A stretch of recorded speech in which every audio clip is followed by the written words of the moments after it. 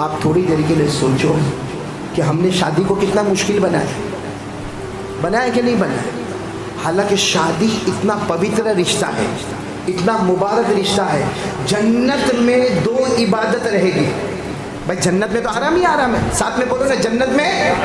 لیکن 2 عبادت جنت میں رہے گی، جس میں پہلی عبادت نکاح اتنا پوتر ہے کہ جنت میں بھی نکاح ہوگا. بولو سبحان اللہ. اور نمبر 2 اللہ کا ذکر. بولو سبحان اللہ، الحمدللہ، اللہ اکبر. اور جنتی خوشی کے مارے سانس لے گا. ہم سانس لیتے نا وہاں جنت میں سانس لے گا سبحان اللہ، الحمدللہ، اللہ اکبر. اور سانس لیتا جائے گا، مشک کی خوشبو آتی چلی جائے گی.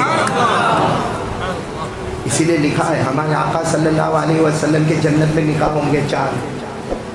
ہمارے نبی صلی اللہ علیہ وسلم نے فرمایا خدیجہ تمہارے ساتھ پھر میرا نکاح جنت میں ہوگا. بولو سبحان اللہ. پھر ہمارے نبی نے فرمایا آسیہ، حضرت آسیہ جو فرعون کی بیوی، وہ اس کے ساتھ بھی میرا نکاح ہوگا. بولو سبحان اللہ. حضرت مریم بنت عمران، ان سے بھی میرا نکاح ہوگا. بولو سبحان اللہ. اور حضرت موسیٰ علیہ السلام کی بہن کلثوم، ان کے ساتھ بھی میرا نکاح ہوگا. بولو سبحان اللہ. ہم نے نکاح جہیز اتنا مشکل کر دیا کہ آج عائشہ تو ایک سامنے آئی، ایسی کتنی عائشہ رقیہ ہوگی. اور آپ اللہ کی قسم کھا کر بولو اگر عائشہ کی جگہ ہماری بیٹی ہوتی اور باپ نے رات کیسے گزاری ہوتی. ہم نے تو موبائل پہ دیکھ لیا، سوسائڈ ہو گیا. ہم نے میرے جیسے نے پروچن دے دیا، بھاشن دے دیا، لیکن اس باپ کے دل پر کیا گزری ہوگی. آج بھی وہ اپنی عائشہ کا فوٹو دیکھ دیکھ کر وہ باپ سوچتا ہوگا کیا کمی رہ گئی میرے میں کہ میں نے میری لڑکی کی زندگی کو برباد اور تباہ کر دیا.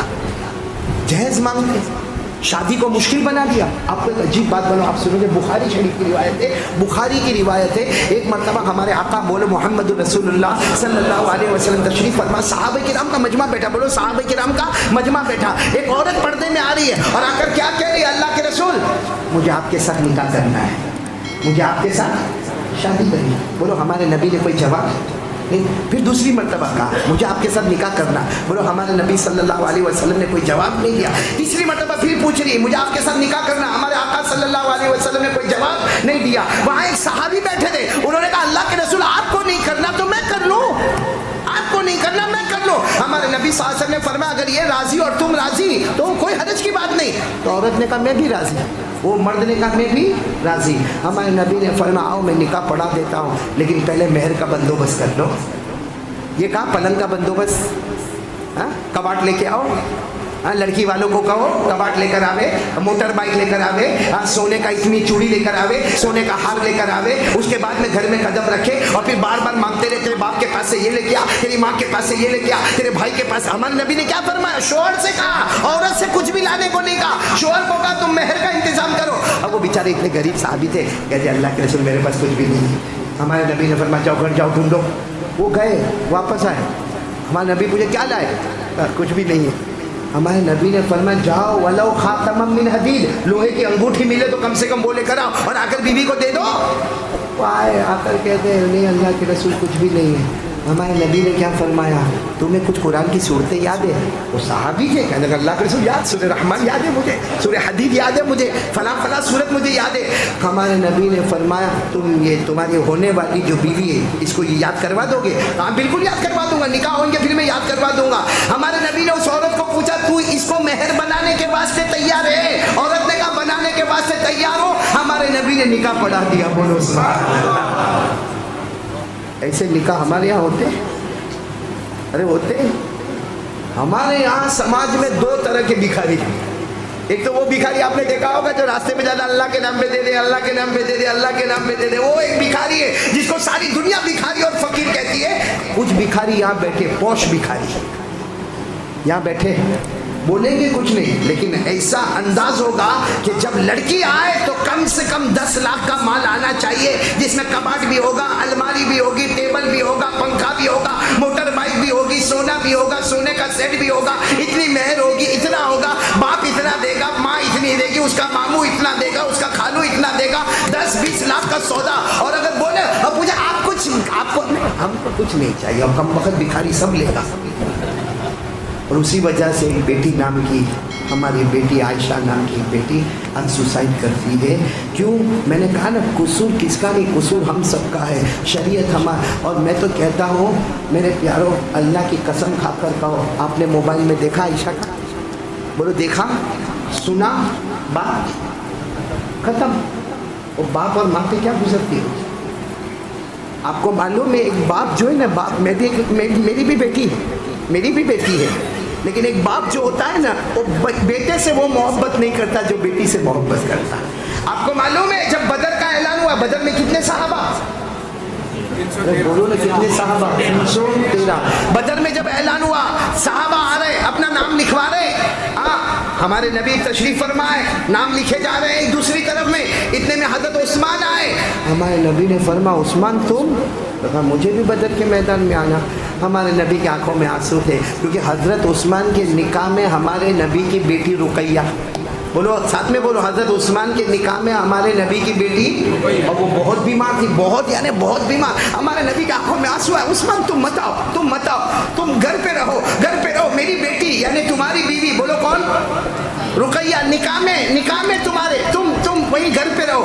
سننا برابر سنا. حضرت عثمان کہتے نہیں اللہ کے رسول، اسلام کا پہلا معرکہ بدر کا میدان اور میں نہیں آؤں. ہمارے نبی نے فرمایا مت آؤ، میری بیٹی رقیہ تمہارے نکاح میں ہے اور وہ بہت بیمار ہے، تمہاری بیوی بہت بیمار ہے، جاؤ گھر پہ رہو. بدر میں جو صحابی کو انعام ملے گا تمہیں بھی وہ انعام قیامت میں مل جائے گا. چلو حضرت عثمان بولو واپس ہو. یہاں ہمارے نبی بدر کے میدان میں کیسی کامیابی ملی، بولو سبحان اللہ. آسمان سے فرشتے مدد کو اتر آئے، بولو سبحان اللہ. لیکن بار بار ہمارے نبی کونے میں جا کے روتے تھے. ایک طرف سے فرشتے اتر رہے ہیں، کامیابی مل رہی ہے، بدر کے میدان میں فتح ہو رہی ہے، جیت کی خوشیاں منائی جا رہی ہے. اللہ آسمان سے فرما رہے وَلَقَدْ نَصَرَكُمُ اللَّهُ بِبَدْرٍ وَأَنْتُمْ أَذِلَّةٌ. اللہ خود قرآن پاک میں میدان بدر کا ذکر کر کے کہتے ہیں میرے نبی تمہیں لیکن ہمارے نبی بار بار کونے میں جا کے رو رہے. معلوم ہے آپ کو حضرت ابو بکر گئے، اللہ کے رسول جیت مل رہی ہے، مال غنیمت مل رہا ہے، آپ رو کیوں رہے؟ فرمایا مجھے میری بیٹی رقیہ یاد آتی ہے، بہت بیمار ہے. سوچو ہمارے نبی کو جب بیٹی سے پیار تھا تو کیا آج کے باپ کو اپنی بیٹی سے پیار نہیں ہوگا؟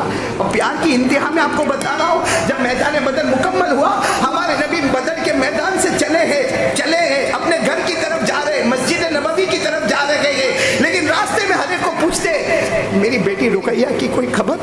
اچھی ہو گئی میری بیٹی کو شفا مل گئی، میری بیٹی کو تندرستی مل گئی؟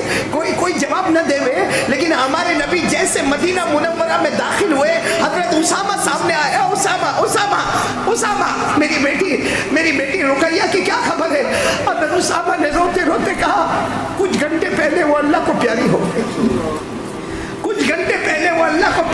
گئی. میرے دوستوں ہمارے نبی کو کتنی محبت تھی، نہ مسجد نبوی میں گئے نہ اپنے گھر گئے، سیدھے جنت البقیع قبرستان کی طرف جا رہے اور دوڑے جا رہے. کب جنت البقیع کے اندر گئے وہاں کچھ صحابہ کرام کھڑے تھے. ہمارے نبی نے پوچھا میری بیٹی؟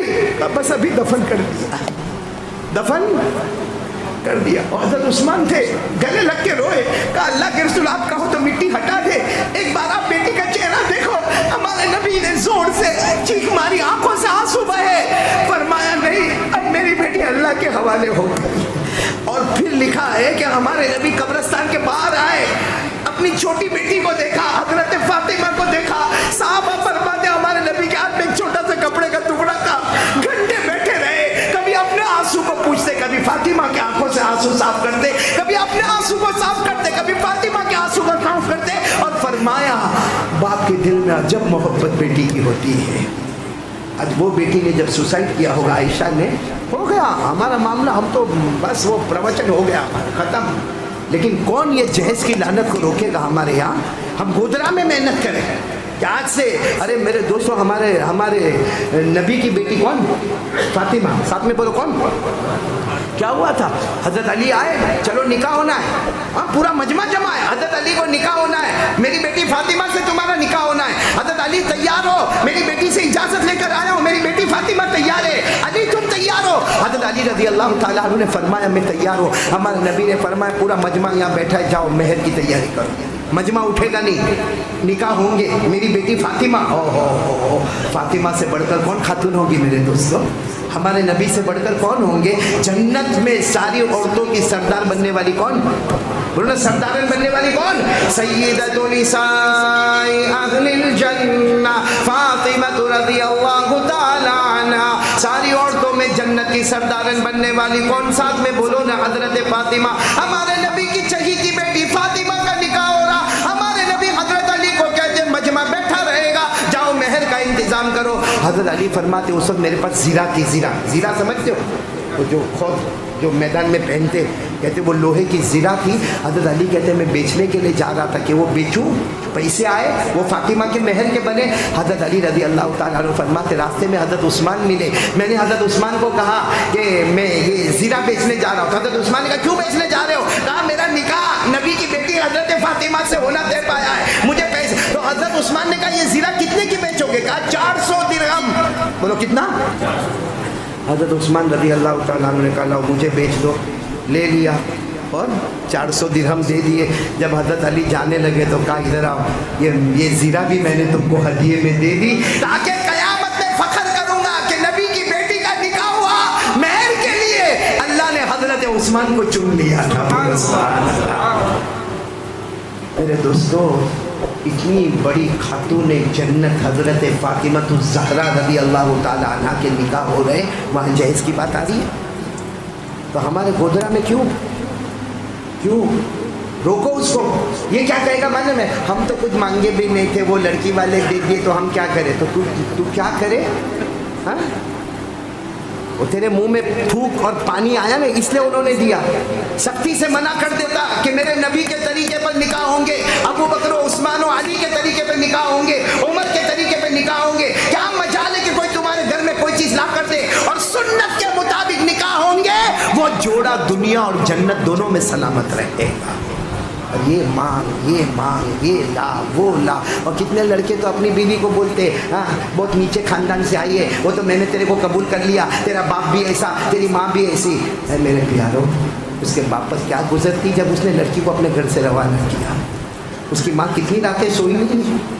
यहाँ पूछो जिनकी बेटियाँ हैं और निकाह, और अल्लाह न करे अगर वो ससुराल में दुखी है तो बाप रात भर सोता नहीं, रात भर सोता नहीं, माँ सोती नहीं है, वो करवटें ले लेके रोते कि हमारी बेटी का क्या हो रहा। मेरे प्यारो, ऐसी बेटी सुसाइड पे मजबूर हो जाती है हमारे गुनाहों में लथपथ होने की वजह से और ये जहेज की लानत की वजह से।